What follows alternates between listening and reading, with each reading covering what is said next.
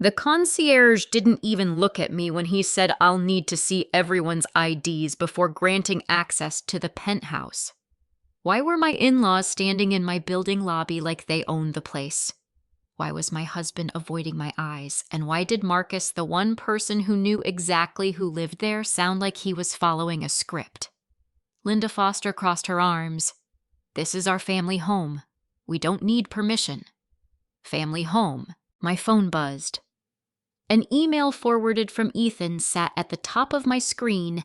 Access authorization. Wagner residence. There was a signature at the bottom. Mine. If you've ever had someone rewrite your reality right in front of you, tell me where you're watching from and what time it is where you are. And if stories like this hit a little too close, stay with me and subscribe. This one didn't end the way they thought it would. A year earlier, the penthouse still smelled like fresh paint and unopened boxes. I remember standing barefoot in the middle of the living room, looking out over the Chicago skyline, feeling something I hadn't felt in a long time: ownership. Not just legally, but emotionally. Every inch of that space had been earned. Late nights in law school. Years at a corporate firm where I had to be twice as precise to be taken half as seriously. Careful investing. Saying no when it would have been easier to say yes. The deed was simple. My name, Ren Wagner. No cosigners, no shared title, no ambiguity. Ethan had been proud at first. Or at least that's what I told myself. This place is incredible, he said the day we moved in. He stood behind me, arms around my waist, looking out at the same skyline. We could host everyone here. Holidays, birthdays. It'd mean a lot to my parents. It didn't sound unreasonable then. We'll see, I said, keeping my tone neutral. I'd rather settle in first. That should have been the end of it. But it wasn't. It started small. Comments that didn't quite cross a line but hovered right on top of it. Linda Foster was the first to say it out loud. At dinner a few weeks later, she smiled across the table, her voice light but pointed. It's such a shame a place like that just sits empty most of the time. Homes are meant to be filled with family. I set my glass down carefully. It's not empty. I live there. She waved that off with a soft laugh. You know what I mean. Charles nodded beside her. In our family, we've always believed in sharing what we have. There it was, the word our, not yours, not mine, just ours, stretched wide enough to quietly absorb everything I owned. Ethan squeezed my knee under the table. A silent signal. Don't push back. So I didn't. Not then. I'm open to having people over, I said, choosing my words carefully. We just need to plan it ahead of time. Linda's smile tightened just a fraction. Of course. We'd never impose. But the way she said it made it clear that's exactly what she intended to do. Over the next few months, the comments became more frequent, more specific. Christmas would be perfect there, Linda said one afternoon while flipping through a home decor magazine I hadn't asked her to bring. The tree by those windows, it would look stunning. Charles chimed in, it's closer for everyone too. Makes sense. Ethan didn't disagree. He never directly contradicted me, but he also never contradicted them. Instead, he reframed things. They're just excited, he told me later that night. You know how my mom is. She sees something beautiful and wants to celebrate it. It's not about celebration, I said quietly. It's about control. He sighed like I was overcomplicating something simple. It's just a dinner, Ren. It was never just a dinner. A week later, he brought it up again, but this time more casually, more calculated.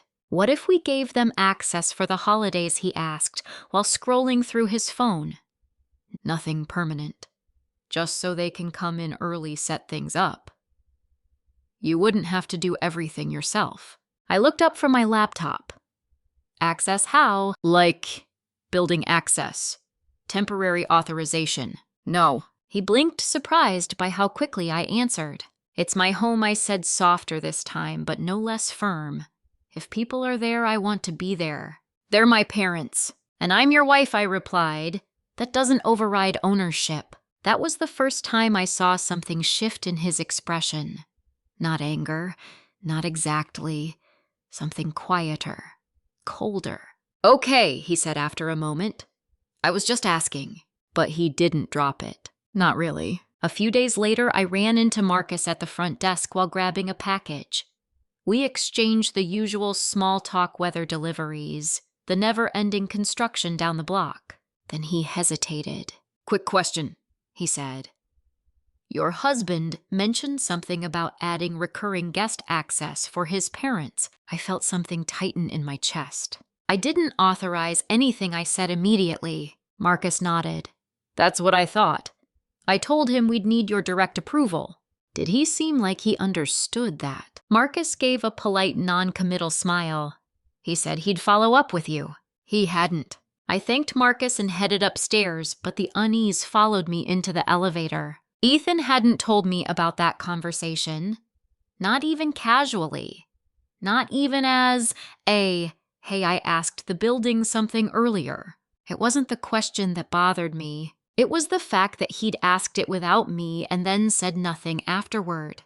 When I walked into the penthouse, the space felt different. Still mine. Still quiet. But something underneath had shifted. Like a door had been tested, not opened, just pushed slightly to see if it would give. That night, I brought it up. "You talked to Marcus about access," I said, setting my bag down. Ethan didn't look up from his phone. "Yeah, just exploring options." "Without telling me?" He shrugged. "It wasn't a big deal." "It is to me." He finally looked up, studying my face like he was trying to decide how seriously to take me. "I wasn't trying to go behind your back," he said. "I was just getting information." "Then why didn't you mention it?" A pause. "Because I knew you'd react like this." There it was. Not because I forgot. Not because it slipped my mind. But because he'd already decided my reaction would be inconvenient. "I'm not reacting," I said evenly. "I'm setting a boundary." He exhaled, leaning back against the counter. "It just feels like you don't trust my family." I held his gaze. "This isn't about trust. It's about permission." Another silence stretched between us, longer this time. Then he nodded like he was conceding something. "Fine," he said. "We'll do it your way." But something in his tone didn't match the words. It sounded like agreement. It felt like postponement. Over the next few weeks, things quieted down. No more comments from Linda. No more suggestions from Charles. Even Ethan stopped bringing it up. On the surface, everything settled, which should have reassured me. Instead, it made me uneasy, because in my experience, people who push that hard don't just stop. They adjust. They wait. They find another way. And I didn't realize how far Ethan had already gone until months later, when Marcus mentioned something I couldn't explain. Something about a document. Something I had never signed. By the time Marcus mentioned the document again, it wasn't casual. It was deliberate. I had stopped by the front desk late one afternoon after work, nothing unusual. Just picking up a package, exchanging the usual small talk. But Marcus didn't hand me the box right away. "Hey, Miss Wagner," he said, lowering his voice slightly. "Can I ask you something real quick?" Something in his tone made me pause. "Of course." He glanced toward the security office, then back at me. "Did you ever end up signing that authorization form your husband brought in?" I felt my grip tighten around the strap of my bag. "What form?" Marcus frowned like he was trying to reconcile two different versions of the same story. He came by a while back, maybe 3-4 months ago, said he had a draft authorization for extended access. Nothing official yet, just something he wanted us to review. My chest went cold. "I didn't sign anything," I said carefully. Marcus nodded slowly. "That's what I thought." A quiet beat passed between us. "He had paperwork with him," Marcus continued. "Looked pretty polished. Had your name on it. Signature line and everything, but I told him we'd need confirmation directly from you before anything could be processed. And nothing happened after that," Marcus said. "No follow-up, no final submission." On the surface, that should have been reassuring. Nothing had gone through. No access had been granted. Everything was still under my control. But that wasn't what I felt, because Ethan hadn't just asked a question anymore. He had prepared a document I had never seen. "Do you still have it?" I asked. Marcus shook his head. No, he didn't leave a copy, just showed it briefly. "Did you notice anything unusual about it?" He hesitated. It looked standard. Professional.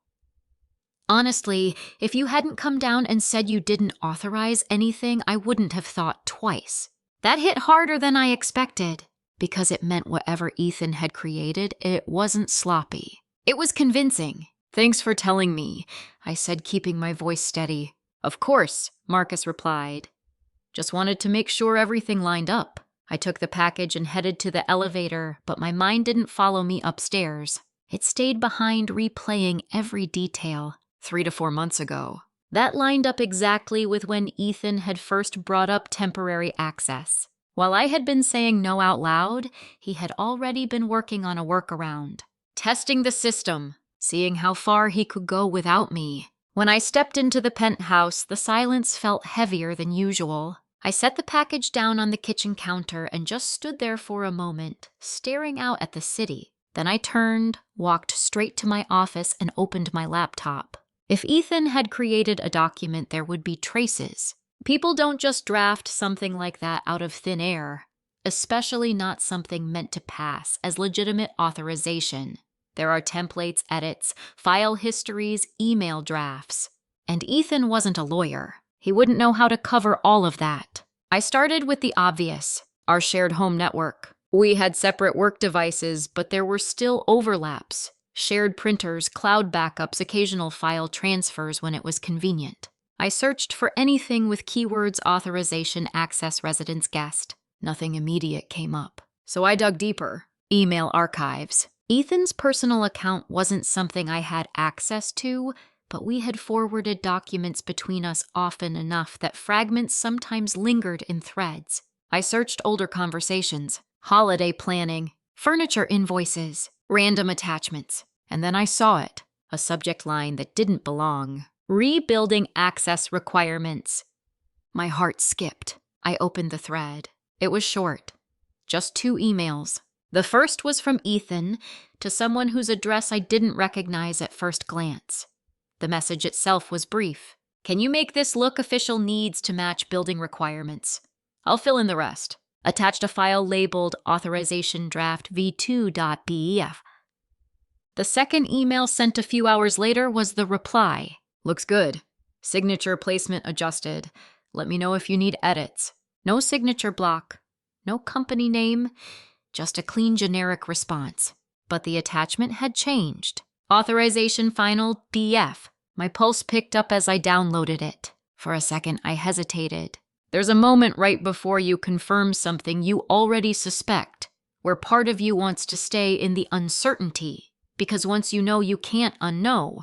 Then I opened the file. It looked exactly like Marcus had described.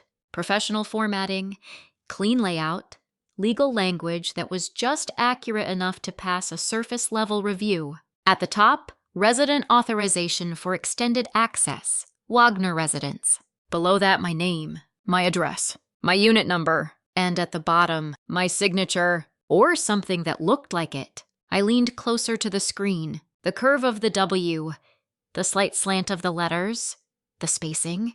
It was close. Close enough that someone unfamiliar with my handwriting wouldn't question it. But I would, because it wasn't mine. There was a stiffness to it. A hesitation in the flow. Like someone had traced the idea of my signature instead of writing it naturally. I scrolled down. The authorization granted recurring unsupervised access to 3 individuals: Linda Foster, Charles Foster, Ethan Foster. No expiration date, no conditions. Full access. My chest tightened. This wasn't about a holiday anymore. This was about control, about rewriting ownership without ever touching the deed. I moved to the file properties. Metadata doesn't lie easily. Created 10:42 p.m. 3 months ago. Device MacBook Pro E. Foster. Ethan's laptop. There it was. Not suspicion. Not assumption. Evidence. Clear, quiet, undeniable. I sat back slowly, staring at the screen. For a moment, I thought about confronting him right then. Walking out into the living room, holding up the laptop, demanding an explanation. But something stopped me, because this wasn't impulsive. It wasn't a mistake. It was planned. And people who plan like this don't stop at one step. They build layers, which meant if I reacted too early, I might only see part of it. I closed the laptop, not out of denial, out of strategy. That night when Ethan came home, everything felt almost normal. He kissed my cheek, asked about my day, complained about traffic. I watched him carefully. Every movement, every word, looking for cracks. "Everything okay?" he asked at one point, catching my gaze. "Yeah," I said, giving him a small smile. "Just tired." He nodded, satisfied. And that told me everything I needed to know. He thought whatever he'd done was still hidden. He thought I was still one step behind. What he didn't realize was I had already seen the signature, and the next question wasn't whether he'd forged it. It was how far he and his family were planning to take it. Because documents like that don't get created just to sit in a folder. They get used. And if they were waiting for the right moment, then I needed to know exactly when they planned to make their move. The next time we had dinner at Ethan's parents' house, I already knew I was walking into a performance.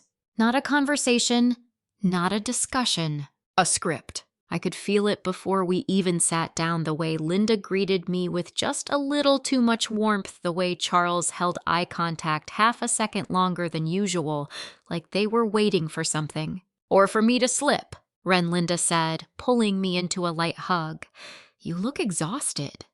Are you overworking yourself again?" Concern wrapped in judgment. "I'm fine," I said. "Of course you are," she replied, smiling. "You always are." We sat down at the table, the usual spread already laid out. It was almost impressive how normal everything looked. Candles, polished silverware, a carefully curated illusion of family harmony.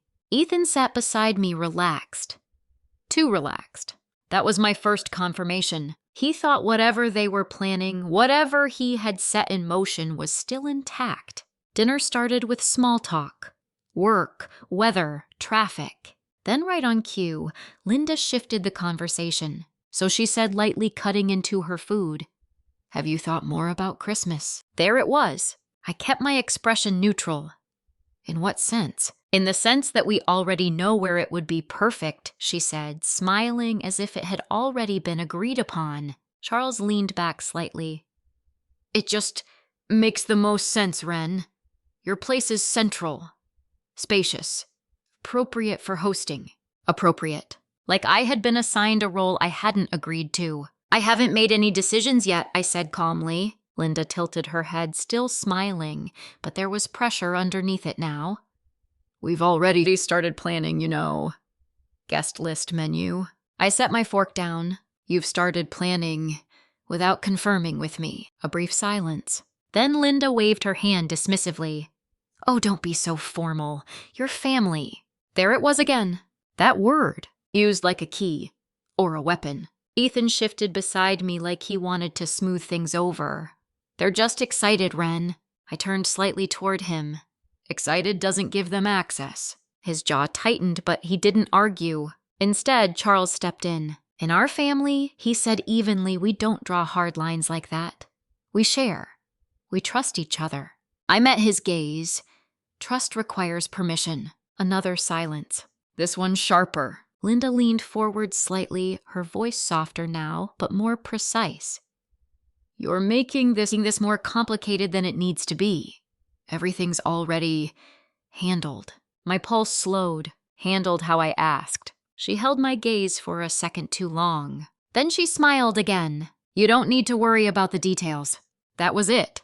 That was the moment everything locked into place. They weren't asking anymore. They believed they already had what they needed. "And Ethan!" Ethan didn't correct her. Didn't even hesitate. He just reached for his glass and took a sip, like this conversation had already been settled somewhere else. I leaned back slightly in my chair, studying all three of them. Linda's confidence, Charles's quiet certainty, Ethan's silence. None of it was accidental. You've seen the authorization, haven't you? Linda said suddenly. The room went still. I didn't react outwardly, but inside something sharpened. I don't know what you're referring to, I said. She smiled again, but this time there was something almost satisfied in it. Oh, she said lightly.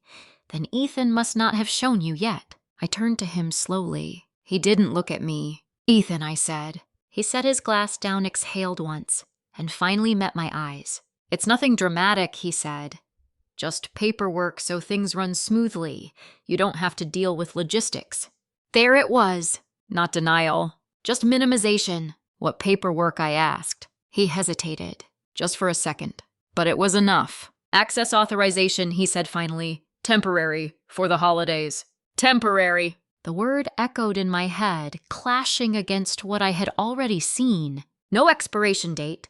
No conditions. Full access. That's interesting, I said, keeping my tone even, 'cause I don't remember signing anything. Linda laughed softly like I'd made a small joke. Oh, Ren, you're always so busy. It's easy to forget little things like that. Little things, like granting unrestricted access to your home. Charles leaned forward slightly, his voice calm but firm. This doesn't need to be a conflict. It's already been taken care of. We're just trying to move forward as a family. I looked at Ethan again. This time I didn't ask a question. I just waited for him to say something real, for him to correct them, for him to admit what he'd done. But he didn't.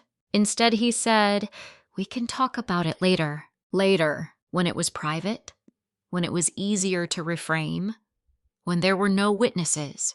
I nodded slowly. Sure, I said. Later. Linda smiled, relieved. Charles relaxed back into his chair. Ethan picked up his fork again like the moment had passed. But for me, that was the moment everything changed. Because they weren't testing boundaries anymore. They believed they had already crossed them. And the most dangerous part wasn't the forged document. It was their certainty that I wouldn't challenge it. Dinner continued after that. Lighter topics, forced laughter, carefully controlled normalcy. But I barely heard any of it. I was already somewhere else, running through timelines, matching dates, reconstructing decisions. They had a document. They believed it was valid. They were planning a full Christmas event around it, which meant they intended to use it. Soon. Not months from now. Not hypothetically. Soon. When we got back to the penthouse that night, Ethan tried to act like nothing had happened. He loosened his tie, turned on the TV, asked if I wanted tea. Routine. Familiar. Safe. I watched him for a moment from the kitchen. Then I said, we need to talk. He paused but didn't turn around. About what? I leaned against the counter. About the document you created, I said quietly. The one with my signature on it. Silence. This time heavier. Longer. He didn't move.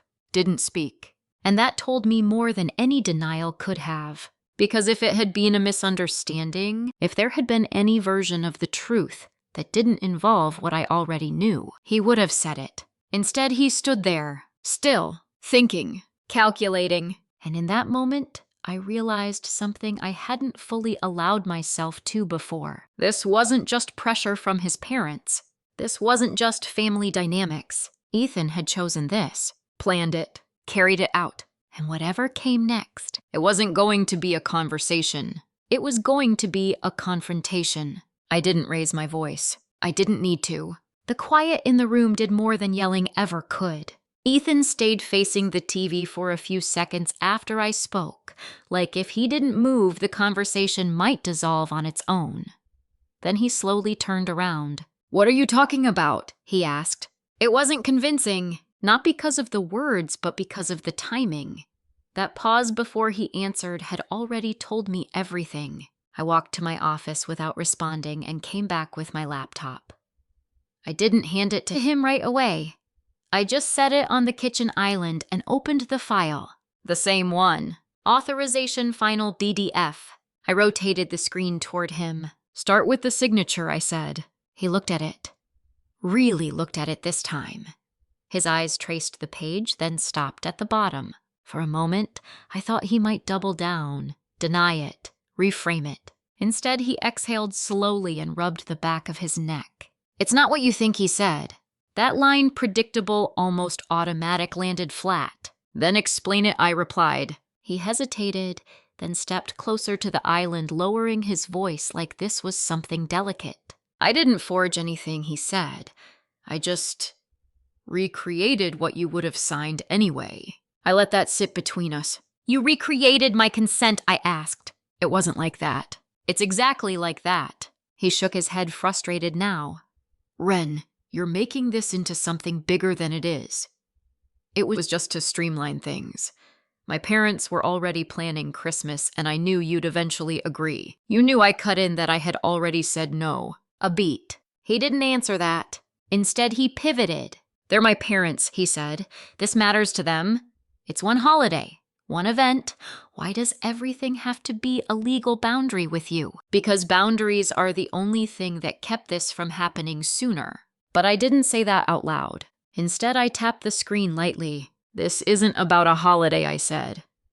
This is about you creating a document that grants unlimited access to a property you don't own.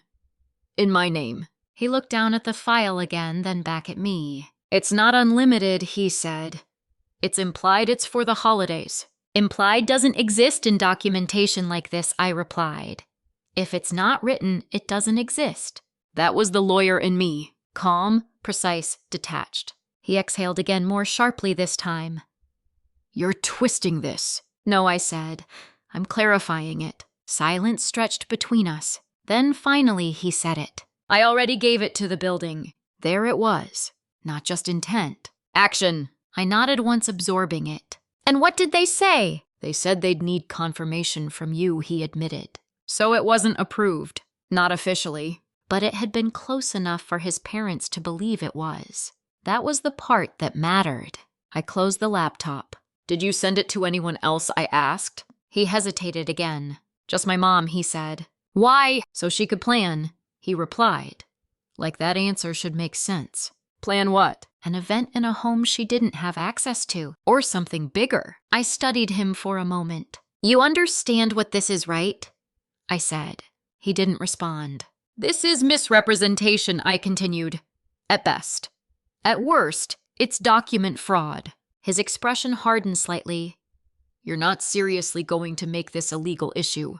I'm not making it anything I said. I'm describing what it is. Another silence. Then he tried a different approach, softer this time. Ren, he said, stepping closer. I was trying to make things easier. For everyone. You're always so controlled, so careful. I thought maybe if everything was already set up, you wouldn't have to carry the weight of it. That might have worked if I hadn't seen the file. If I hadn't heard Linda say everything's already handled. If I hadn't watched him stay silent while they claimed ownership of something that was mine. You didn't take weight off me, I said quietly. You took control away from me. He opened his mouth to respond, but nothing came out, because there wasn't a version of this where that wasn't true. I stepped back slightly, creating space between us. This isn't something we can just move past, I said. Not like this. He ran a hand through his hair, frustration creeping in. So what now? You want me to apologize? Fine. I'm sorry. It was a mistake. A mistake? The word felt almost insulting. This wasn't a mistake, I said.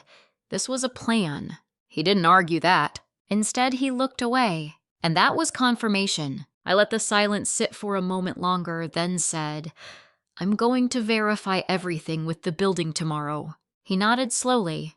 Okay. Too easily. That was the part that caught my attention. No pushback. No attempt to stop me. No urgency. Just acceptance. And that didn't fit. Because if this had only been what he said, a shortcut, a convenience, he would have tried to contain it, minimize exposure. Instead, he looked like someone who had already committed to a path he couldn't easily walk back. Ethan, I said, watching him closely, is there anything else I need to know? A pause. Short. Controlled. No, he said. I held his gaze for a second longer. Then I nodded. Okay. But I didn't believe him. Not completely. Because the document wasn't just sloppy, it was strategic. The timing, the coordination with his parents, the confidence they had at dinner. It all pointed to something more structured than a single forged file. And if there was one thing I had learned from years of legal work, it's that people don't build something like that unless they intend to use it. The next morning, I went straight to the building management office. Not the front desk. Not casual conversation. Official records. Marcus greeted me, but this time I didn't linger. I need to review any access-related submissions tied to my unit, I said. His expression shifted slightly professional now. Of course, he said. Let me pull that up. He disappeared into the back office, leaving me standing at the counter. A minute later, he returned with a tablet. There's no finalized authorization on file, he said. Just the inquiry your husband made, and a note from one of our previous staff members. A note. He turned the screen toward me. It was brief, internal, logged after Ethan's visit. Resident spouse presented draft authorization, advised pending verification, document not retained.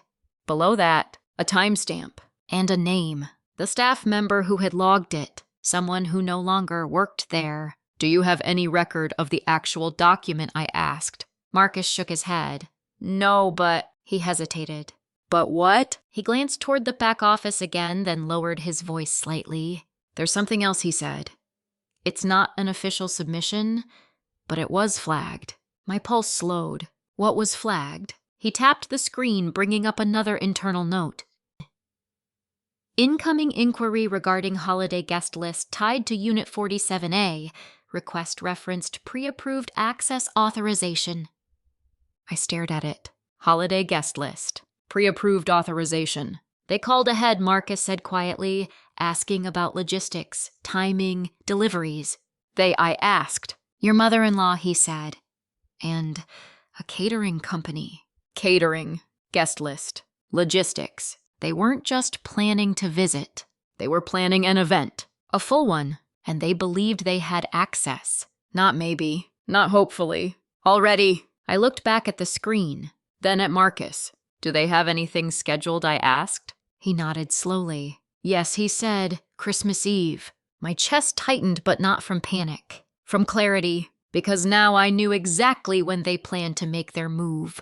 And for the first time since this started, I wasn't reacting anymore. I was preparing.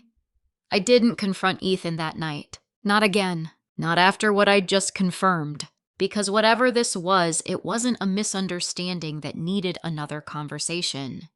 It was a coordinated plan with a date, a guest list, and outside vendors already involved. You don't argue with something like that. You document it. I spent the rest of that afternoon working from home, but not on any client files. Instead, I built a timeline. Dates, conversations, emails, the metadata from the PDF, Marcus's internal notes, the flagged inquiry about catering, the dinner where Linda said everything had been handled. Individually, each piece might have sounded like a misunderstanding. Together, they told a very different story. By the time Ethan got home, I had already decided what not to do. I wasn't going to warn him. I wasn't going to escalate prematurely, and I definitely wasn't going to stop them from continuing their plan. Because if I shut it down now, they'd deny everything, minimize it, reframe it, turn it into another argument about family and overreaction. No, if they believed they had access, I needed them to act on that belief. That was how I'd get the full picture. Ethan walked in a little after 7, loosening his tie like he always did. He paused when he saw me at the kitchen island laptop open. You're home early, he said. I worked from here, I replied. He nodded, setting his keys down. Everything okay? Yes, I said, meeting his eyes just long enough to make it believable. I spoke with the building today. A flicker crossed his face. Yeah, there's no authorization on file, I said. So whatever you sent didn't go through. He exhaled just slightly. Relief. That was the second confirmation. I told you, he said. It wasn't a big deal. I nodded like I accepted that. Right, I said. We'll just handle Christmas the usual way. Another small shift in his posture. Less guarded now. Okay, he said. He didn't ask what usual meant. He didn't bring up his parents. He didn't mention the catering company or the guest list, which meant he was still holding something back. That was fine. So was I. The next few days, I kept everything normal. We talked about work, ordered takeout, watched TV. On the surface, nothing had changed. But underneath it, I was moving carefully. I contacted Daniel Reed, my attorney, not through my firm, but privately. I didn't need to make anything official yet. I just needed to understand my options. What you're describing, he said after I walked him through the basics, falls into a gray area unless the document was actually used to gain access or misrepresent ownership. So, intent isn't enough, I said. Intent helps, he replied. But action is what solidifies it. That aligned with what I already suspected. They're planning to use it, I said.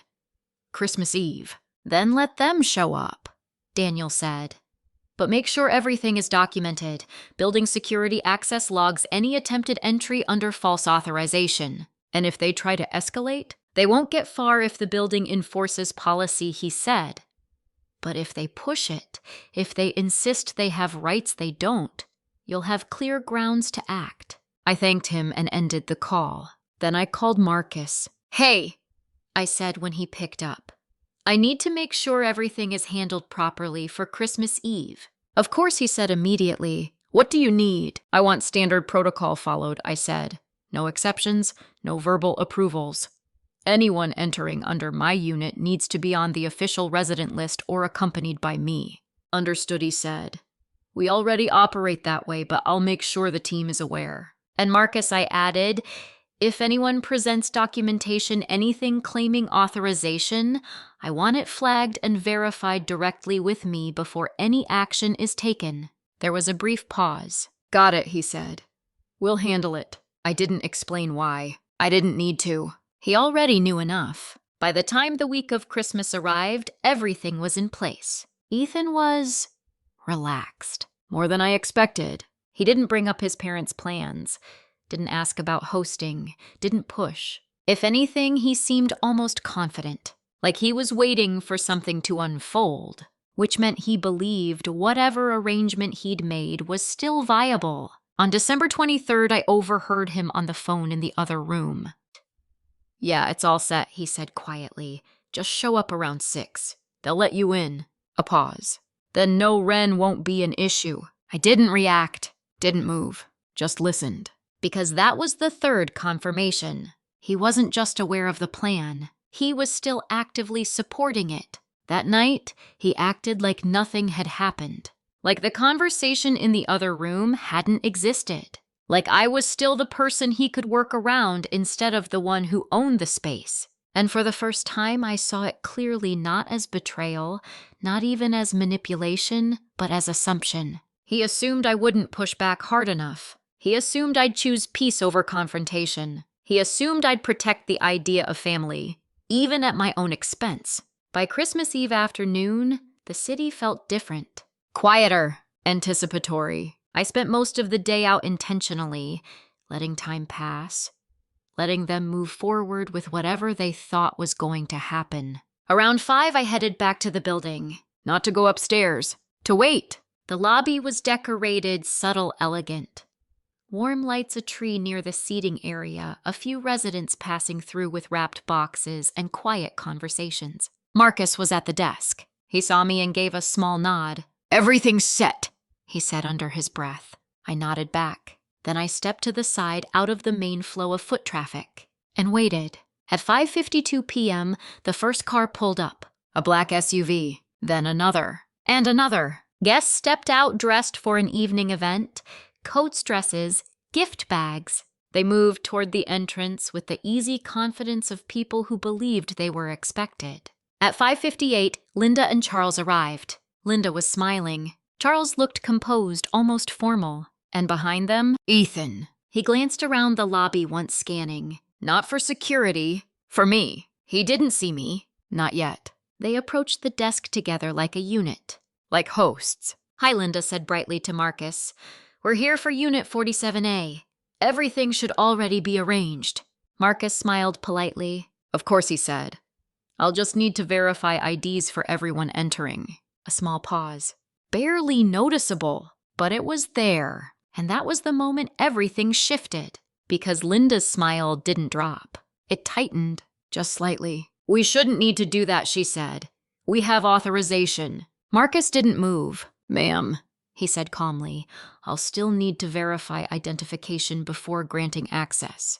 Behind her, the guests began to slow, to notice, to listen. And Ethan finally saw me, standing just off to the side, watching, not intervening, not stepping in to smooth it over, just present. And for the first time that night, his confidence cracked. Ethan didn't say my name right away. He just stared at me, not surprised that I was there, more like surprised that I wasn't stepping in, that I wasn't fixing it, that I wasn't playing the role he had counted on. Linda followed his gaze a second later.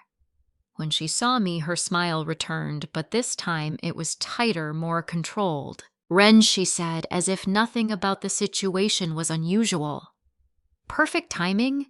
We were just heading upstairs. I didn't move from where I stood. I can see that, I replied. Marcus remained at the desk, calm and steady, his posture unchanged. I'll just need to verify IDs. He repeated the same tone, the same professionalism. Linda exhaled softly, like this was an inconvenience she was willing to tolerate for now. She reached into her purse, pulled out her ID, and handed it over. Charles followed. The first two guests behind them did the same, a little more uncertain now. Ethan hesitated. Then, slowly, he took out his wallet and passed his ID across the counter. Marcus checked each one, scanning them into the system. Routine, methodical, unemotional. Then he looked up. I'm not seeing authorization for any of you to access Unit 47A, he said. A quiet ripple moved through the small crowd that had gathered near the desk. Linda's smile didn't drop. It sharpened. That's not possible, she said lightly. We have a signed authorization from Ren. Marcus didn't argue. Do you have a copy of that document with you, he asked. Linda turned slightly toward Ethan. A small, silent exchange passed between them. Ethan reached into his coat pocket and pulled out a folded envelope. He opened it, removed a printed document, and handed it across the counter. There it was. The same file. Clean formatting. My name, my address, my signature. Marcus took it, glanced over it briefly, then set it flat on the desk. I'm going to need to verify this, he said. Of course, Linda replied, her tone smooth again. Take your time. I stepped forward then. Not abruptly, not dramatically. Just enough to enter the conversation. You won't need much time, I said. Marcus looked at me. So did everyone else. Because that document isn't valid. Silence. Not loud, not chaotic, just immediate. Linda's head turned toward me, her expression tightening just slightly. I'm sorry, she said. That document was never authorized. I continued, my voice calm even. And the signature on it isn't mine. A few of the guests shifted uncomfortably. Someone behind them murmured something under their breath. Ethan didn't speak. He didn't look at me. He was staring at the document. Like seeing it in this context under this light made it harder to pretend. That's not what we were told, Charles said. Stepping in now, his voice firm but controlled. I'm sure it's not, I replied. Linda let out a small laugh, the kind people use when they want to dismiss something without directly confronting it. Ren, she said, this isn't the time to be dramatic. We've already arranged everything. People are here.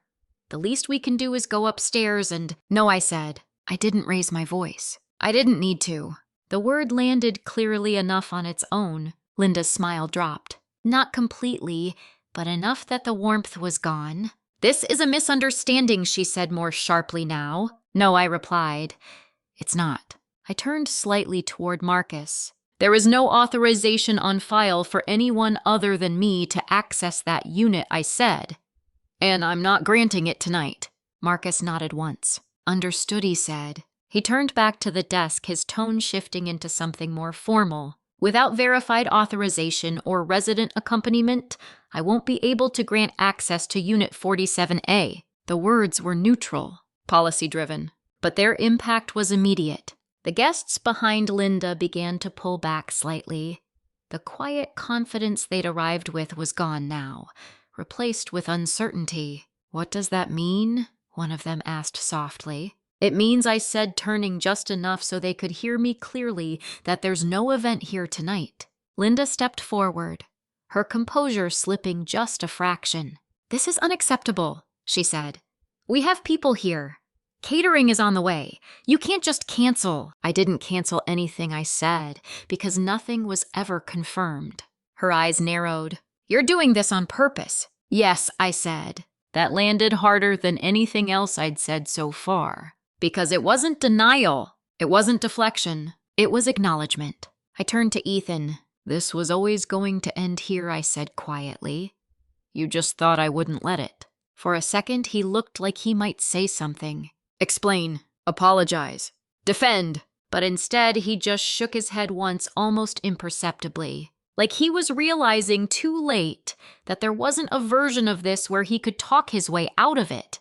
Linda wasn't done. "You're humiliating us," she said, her voice low but sharp. I met her gaze. "No," I replied. "I'm correcting something that shouldn't have happened." Charles stepped in again, trying to regain control. "This could have been handled privately," he said. It was I answered. Multiple times. Silence fell again. He didn't have a response for that. Behind them, a few guests began quietly stepping away, murmuring apologies, checking their phones, slipping back toward the entrance. The illusion was breaking. Not dramatically, just steadily. One piece at a time. Marcus slid the document back across the counter toward Ethan. "I'll need to retain a copy of this for internal review," he said. Ethan hesitated, then nodded. "Yeah," he said. "That's fine." His voice was quieter now. Flattened. The confidence from earlier was gone. Linda looked between the two of us, her expression tightening further. "This isn't over," she said. I didn't respond. Because for me, it was. The plan had been exposed. The document had been challenged. The access had been denied. And the people they had counted on to witness their version of events had seen something else entirely. I stepped back slightly, giving space for the situation to settle. Marcus resumed his position behind the desk. Professional, composed, unaffected. The lobby returned to its quiet rhythm, but the energy had shifted. Not just for them, for me too. Because this wasn't just about stopping them from getting upstairs. It was about something much simpler. Much clearer. They had tried to take control of something that wasn't theirs. And for the first time, they had been told no in a way they couldn't ignore. For a moment, no one moved. Not Linda. Not Charles. Not even the last few guests who hadn't slipped out yet. It was like the entire lobby was holding its breath, waiting to see if this would turn into something louder. Messier. But it didn't. Because what had just happened didn't need volume. It had already done what it needed to do. Linda was the first to recover. She straightened her coat, smoothing the fabric like she could press the situation back into something presentable. "All right," she said, her tone shifting, less warm now, more calculated. "Clearly there's been some confusion." Confusion. That word again. I didn't correct her. I didn't need to. Charles stepped closer to the desk, his voice lower, directed at Marcus now. "There must be some way to resolve this," he said. "We have documentation. We have guests. Surely there's a temporary solution." Marcus didn't hesitate. "I'm sorry, sir," he said evenly. "Without verified authorization from the resident, I can't grant access. No room for negotiation. No soft edges. Just policy." Charles nodded once slowly, like he was recalibrating. Then he turned to Ethan. "This was supposed to be handled," he said quietly. "Not angry. Not yet." But the disappointment underneath it was sharp. Ethan didn't answer right away. He glanced at me again this time, not with surprise or frustration, with something closer to recognition, like he was finally seeing the situation for what it actually was. Not a disagreement. A boundary. "I thought it was," he said. Thought. Not new. Not confirmed. Just assumed. Linda exhaled sharply. Well, clearly it wasn't, she said. She turned back to me, her composure slipping just a fraction. "You could have told us earlier," she said, "before people arrived, before we made arrangements." I held her gaze. "I did," I said. That stopped her. "You said no," I continued. "More than once." Her lips pressed together. "That's not the same thing as this," she said, gesturing around the lobby. "You're right," I replied. "This is what happens when no isn't respected." Silence again. Heavier this time. because there wasn't a clean way to argue with that without admitting what they'd done. Behind them, the last of the guests began to leave in earnest now. Quiet apologies, awkward smiles, a few sympathetic glances in my direction. The catering company never even made it inside. I watched through the glass doors as a delivery van pulled up, paused, then slowly drove away when no one came to meet it. Another piece of the plan dissolving. Linda noticed it too. Her jaw tightened. "This is humiliating," she said under her breath. I didn't respond, because this wasn't about humiliation. It was about consequences. Charles adjusted his coat, his posture more rigid now. "We should go," he said. Linda didn't move right away. She looked at Ethan, waiting for him to fix it, to step in, to override me somehow. But he didn't. He just stood there, still, quiet, because there was nothing left to override. Finally, she turned away. "Fine," she said. The word was clipped, controlled, but underneath it I could hear the shift. Not defeat, not exactly, but the realization that this particular path had closed. They started toward the door together, Linda first, then Charles. Ethan lingered. Of course he did. He always stayed behind when things broke, like he believed he could still manage the aftermath. He stepped toward me slowly. "Ren," he said. I didn't move. "We didn't think it would go like this," he continued. I let out a small breath. "I know," I said. "That's not he started, then stopped himself. That's not what I meant." I tilted my head slightly. "Then what did you mean?" He hesitated. Longer this time, because whatever he was trying to say, it wasn't landing cleanly even in his own head. "I thought," he began, then paused again. "I thought once everything was in motion, you wouldn't want to make a scene." There it was. Not strategy, assumption, not control, expectation. "I didn't make a scene," I said. He looked around the lobby, the quiet, the absence of guests, the steady presence of the concierge desk. "No," he admitted. "You didn't." That seemed to unsettle him more than anything else. Because if I had yelled or argued or reacted emotionally, he could have framed it, dismissed it. But this was calm, clear, documented, and impossible to spin. "I didn't think you'd go this far," he said. I held his gaze. "I didn't think you would either," I replied. That landed. He looked away first. For a moment, neither of us spoke. Then he said, quieter now, "What happens now?" A simple question, but not a small one, because this wasn't just about tonight. It was about everything that had led to it. I considered him for a second. Then I said, "That depends on what you think happened." He frowned slightly. "What do you mean?" I said, "Do you think this was a misunderstanding? Or a choice?" He didn't answer right away, and that told me he already knew. "I didn't mean to hurt you," he said finally. "That's not an answer," I replied. Another pause. Then almost reluctantly he said it was a choice. There it was. Simple, unavoidable, and finally honest. I nodded once. "Then you already know what happens next," I said. He exhaled slowly, not surprised, not arguing, just absorbing it. "Okay," he said. No negotiation. No attempt to pull me back. Just acceptance. Because for the first time that night, he understood that this wasn't something he could talk his way out of. I stepped back, creating space between us again. Not dramatic, just clear. Marcus returned to his usual routine behind the desk. Residents came and went. The building continued as if nothing had happened. But for me, everything had shifted. Not in a sudden explosive way, but in something quieter, more permanent. Because boundaries don't always announce themselves loudly. Sometimes they just stand and don't move. Ethan didn't try to follow me upstairs. That was the first thing that felt different. In the past, he would have out of habit, out of instinct, out of that quiet belief that proximity alone could smooth things over.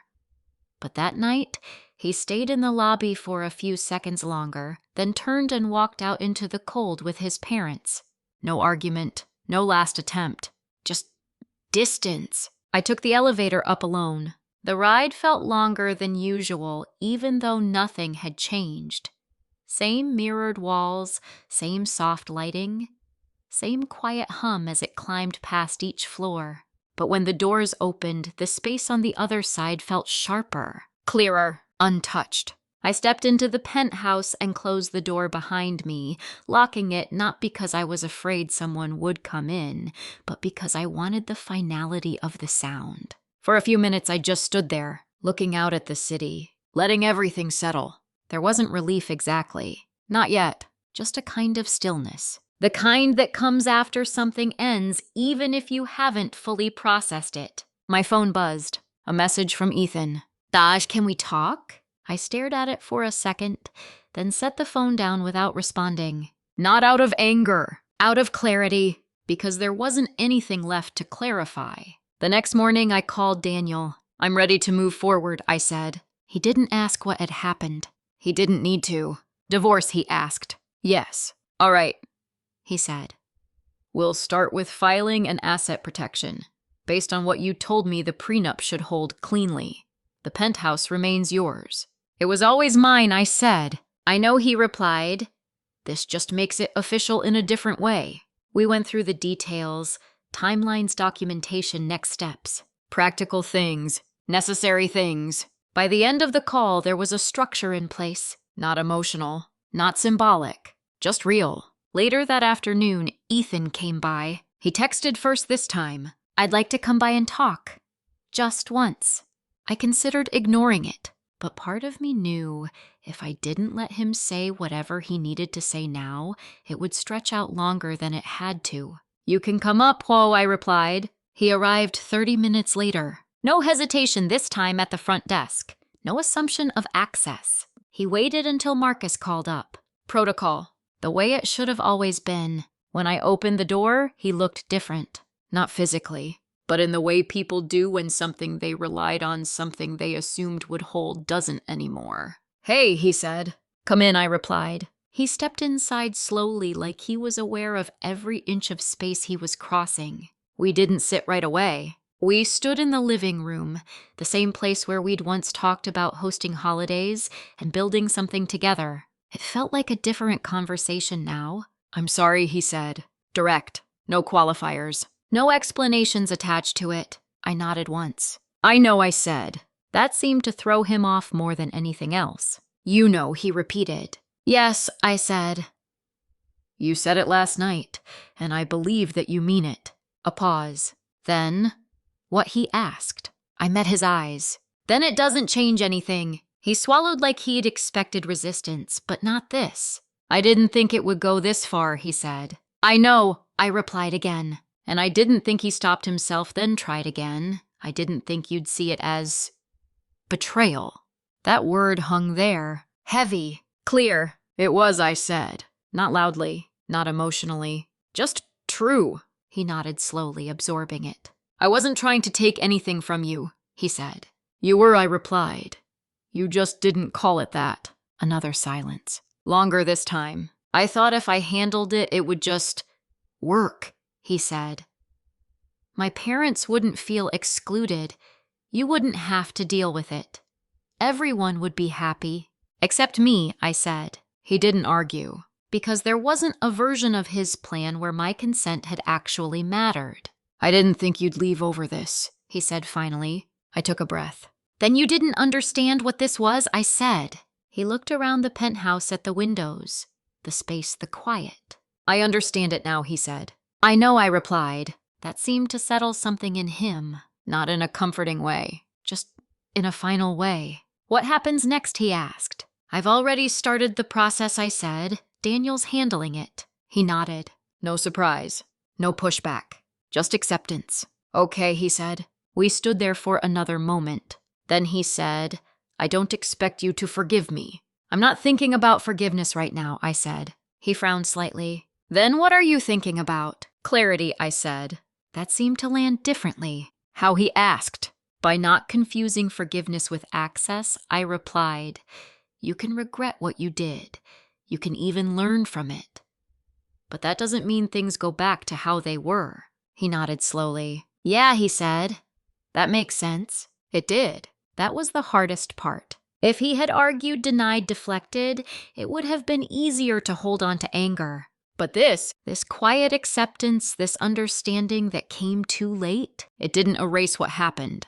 It just made it complete. "I'll get my things later," he said.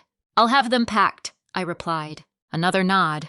Then he turned toward the door. He paused there for a second like he might say something else. But he didn't. He just opened it and stepped out. And that was it. No dramatic ending. No final argument. Just a door closing. And a space that finally felt like it belonged to me again. The weeks after Christmas were quieter than I expected. Not empty, just intentional. Daniel moved quickly. The prenup held exactly the way it was written. The penthouse remained solely mine, untouched, unquestioned. There were no drawn-out disputes, no attempts to renegotiate terms, no last-minute complications. Ethan signed. That was it. Clean. On paper, at least. In reality, things don't resolve that neatly. I changed the access settings with building management first. Updated resident permissions, removed Ethan entirely, added an extra layer of verification for any future requests tied to my unit. Not out of fear, out of habit. Control restored properly this time. Marcus walked me through everything step by step. Only you, he confirmed at the end. No secondary access unless you explicitly approve it. Good, I said, because that was always how it should have been. I also replaced the smart lock system inside the penthouse. New codes, new backups. Even though Ethan had never technically had independent access, I didn't want any lingering overlap, shared devices, saved credentials, anything that could blur the line. I wasn't rebuilding walls. I was reinforcing doors. There's a difference. A few days later, Ethan came by one last time to pick up the rest of his things. No tension, no argument. We kept it simple. Boxes by the door, a short list of what was his. No unnecessary conversation. At one point, he paused near the window, the same place we'd stood when we first moved in. "It's still a great view," he said. "It is," I replied. He nodded like that was enough. And then he left. After that, the silence changed. Before, it had been filled with something unspoken expectations, compromises, small negotiations I didn't even realize I was making. Now it felt clean, not lonely, clear. I didn't rush to fill it. I let it exist. In early January, I hosted dinner. Not a big one. Just a few close friends, people who knew me outside of roles and expectations. People who didn't need access to feel included. We sat around the same table where I'd once tried to keep the peace. The conversation was easy, honest, uncomplicated. At one point, someone asked, "Are you okay?" I thought about it for a second. Then I said, "I am." And I meant it, because healing didn't show up as relief. It showed up as alignment. What I felt finally matched what I knew. A week later, I got a message from Ethan. No long explanation, no attempt to reopen anything, just a short text. "I understand now. I'm sorry I didn't before." I read it once. Then I set my phone down. Not because it didn't matter, but because it didn't require a response.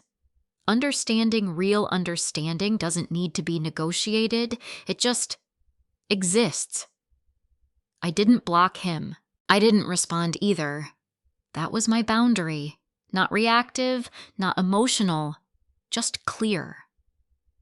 Building settled back into its usual rhythm. Residents coming and going, deliveries, quiet evenings. Nothing about that night in the lobby lingered on the surface. But for me, it had shifted something permanent. Not just in how I saw Ethan, but in how I saw access. Because access isn't just physical, it's emotional. Relational. And once someone shows you they're willing to bypass your consent to get it, you don't negotiate that. You redefine it. By the time February came around, the penthouse felt different again. Not because anything had changed physically, but because I had. There was no tension in the space anymore. No quiet anticipation of someone else's expectations. Just mine. And for the first time since I'd moved in, that felt complete.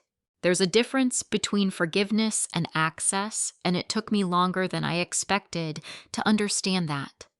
For a long time, I thought being a good partner or even a good family member meant making space, being flexible, letting things slide for the sake of peace. But what I learned is that peace built on ignored boundaries isn't peace at all. It's just delayed conflict. What happened wasn't about one holiday or one document. It was about someone deciding my consent was optional because it was inconvenient. And once that line is crossed, it doesn't matter how well-intentioned the apology is, you can't unsee it. Forgiveness, if it comes, is something quiet, personal. It doesn't restore access. It doesn't reopen doors that were closed for a reason. If you've ever been in a situation where someone used closeness to bypass your boundaries, you're not wrong for stepping back. You're not overreacting for protecting what's yours, whether that's your space, your time, or your sense of control. You can care about someone and still choose distance. You can understand their intentions and still not accept their actions. That's not revenge. That's clarity. And sometimes clarity is the most honest form of healing there is. If this resonates with you, I'd love to hear your perspective, where you're watching from, what time it is, where you are, and how you define boundaries in your own life. And if you want more stories like this, you're always welcome to stay. This is a fictional story created for entertainment, education, and reflection.